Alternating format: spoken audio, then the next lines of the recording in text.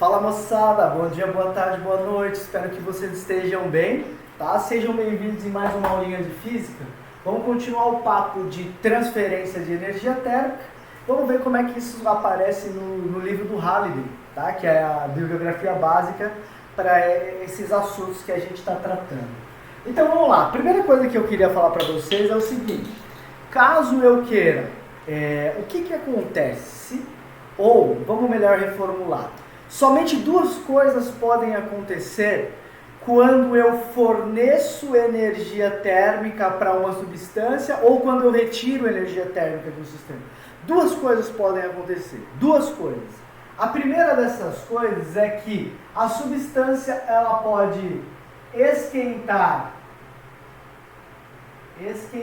ou esfriar, essa é a primeira coisa, né?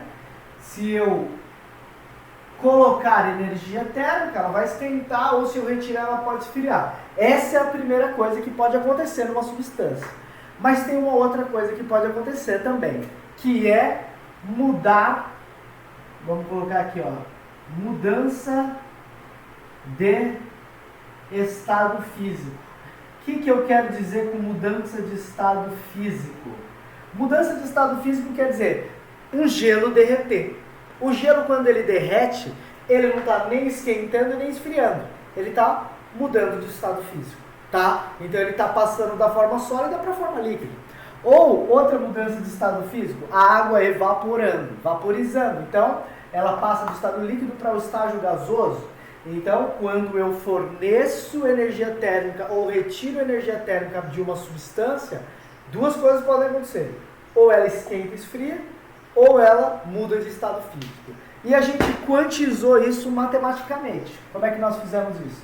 Quando algo esquentava ou esfriava, a quantidade de calor necessária para algo esquentar ou esfriar é proporcional à massa dessa substância vezes o material que ela é feito, que é chamado calor específico, tá? Vezes a diferença de temperatura. Ora, né? Quanto que eu quero esquentar, quanto que eu quero esfriar.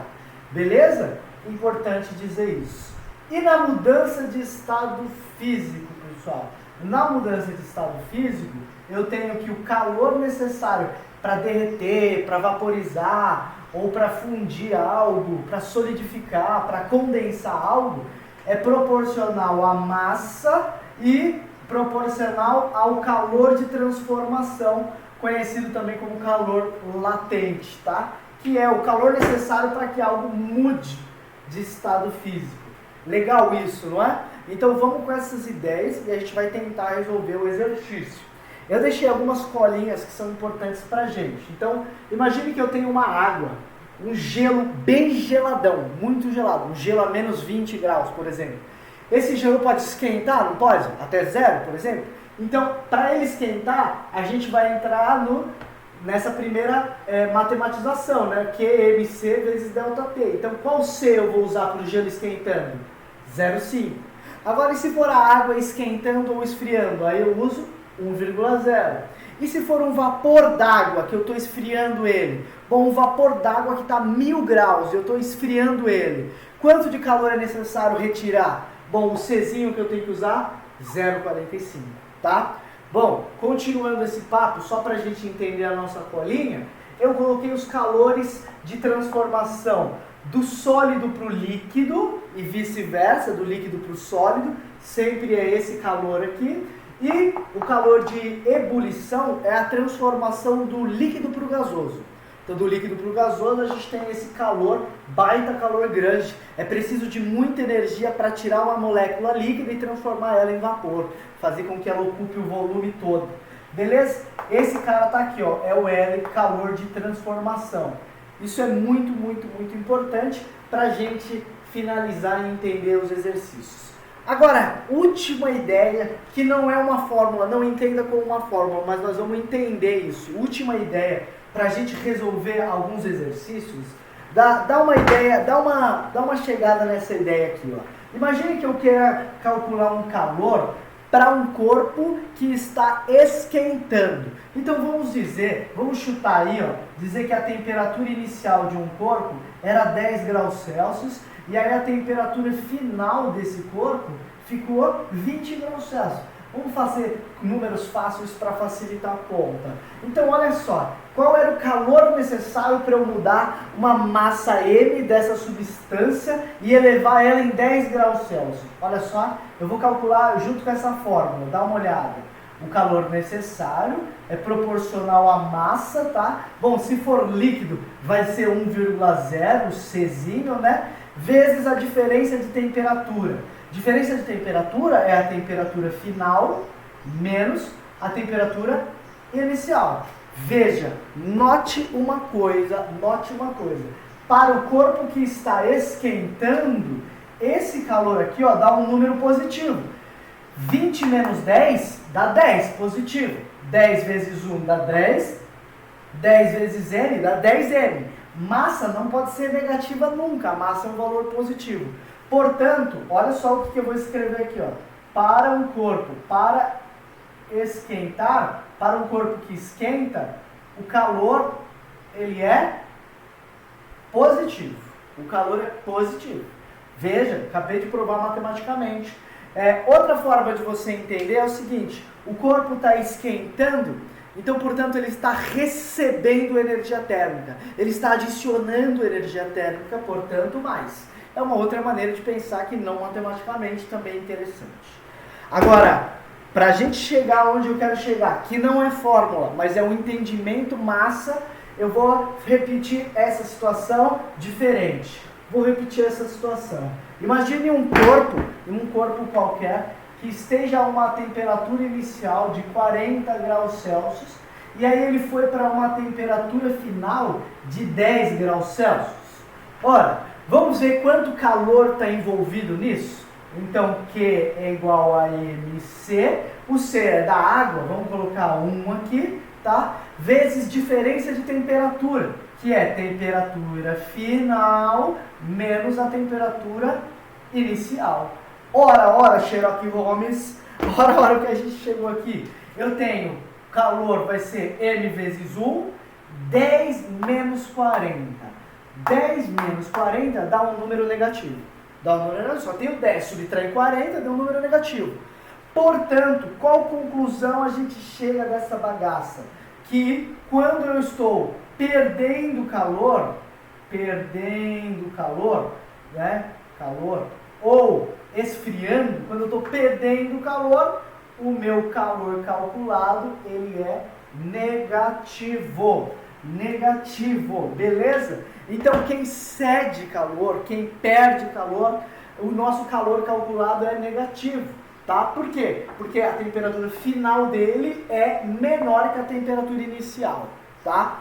E quando um corpo esquenta, aí esse calor é positivo, beleza? Porque a temperatura dele final é maior. Fechou?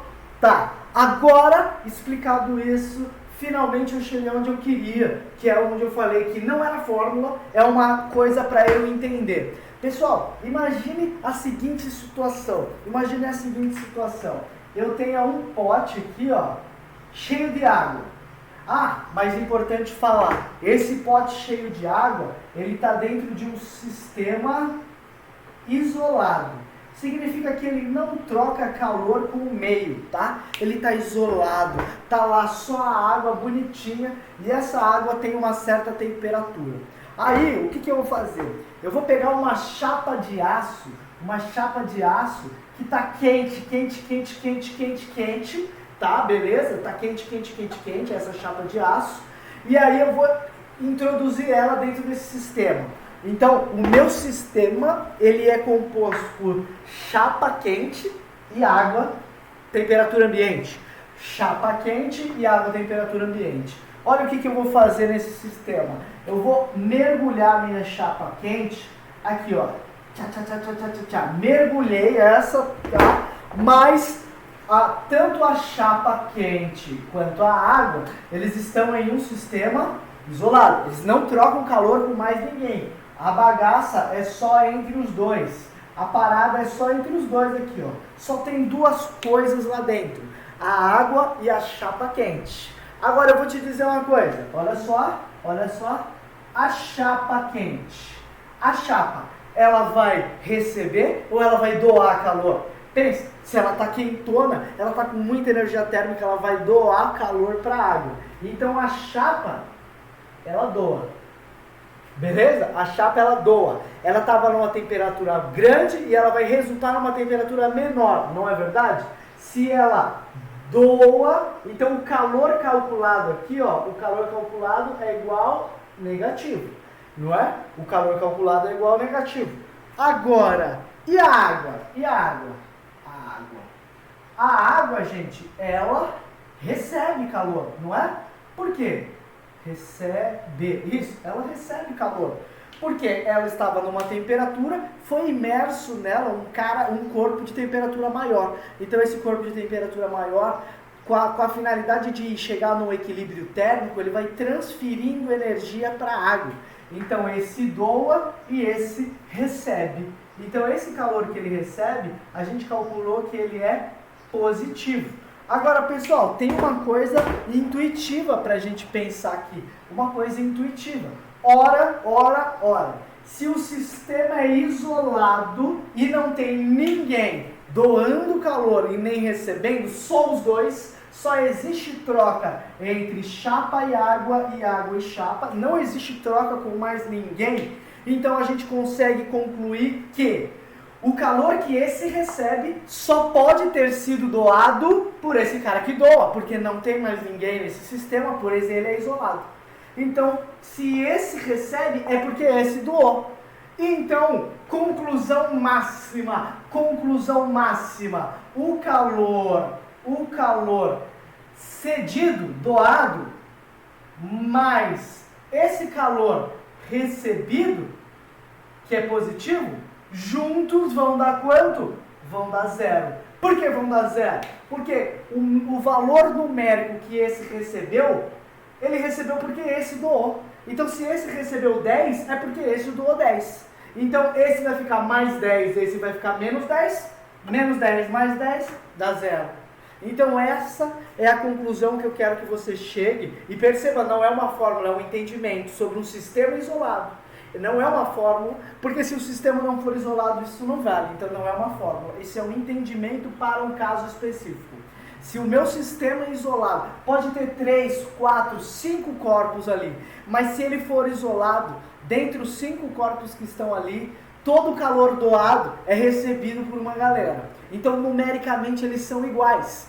E se um é positivo e o outro é negativo, então você pode concluir que o calor cedido mais o calor recebido, todo mundo é igual a zero. Novamente, se esse mandou 10 joules para cá, então esse recebeu mais 10 joules e esse perdeu menos 10 joules. Menos 10 joules por mais 10 joules dá igual a zero. E essa dica é fundamental para a gente resolver alguns exercícios daí para frente. Beleza? Então, no próximo vídeo eu vou começar a resolução dos exercícios. Um abraço, tamo junto!